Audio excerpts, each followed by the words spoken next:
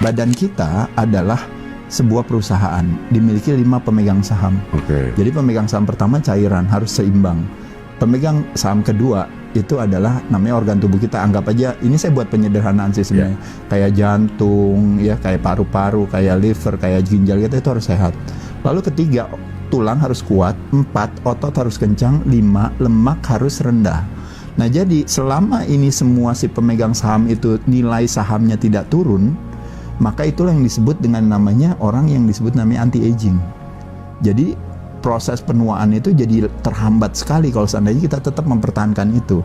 Nah problemnya adalah dari 5 pemegang saham itu, pemegang saham nomor 4 si otot. Jadi kalau kita kencengin gini bro, atau kita lakukan aktivitas latihan beban, jadi kalau otot dikencangkan, yang terangsang kekuatannya tulang. Jadi pemegang saham nomor 4 mempengaruhi pemegang saham nomor 3. Nah nomor 3 kan orang selalu bilang, wah gue udah tua, tulangnya makanya rapuh.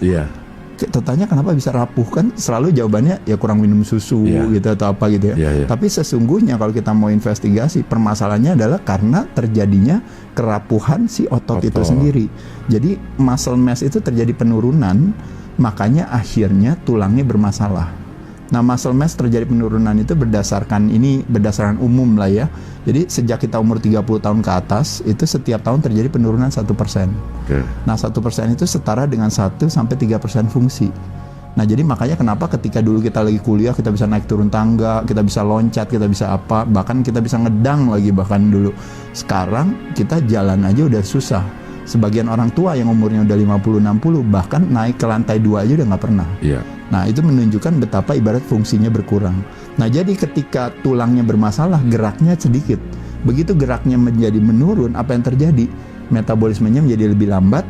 Dia berpengaruh kepada pemegang saham nomor 5. Dari yang tadinya lemaknya sedikit, lama-lama jadi naik.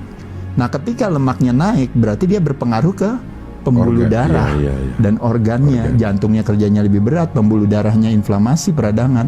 Jadi akhirnya semuanya si pemegang sahamnya rapuh. Itu yang kita sebut sebagai tua.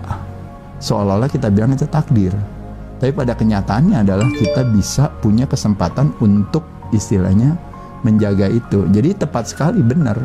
Takdir memang di tangan Tuhan, tapi umur di tangan kita.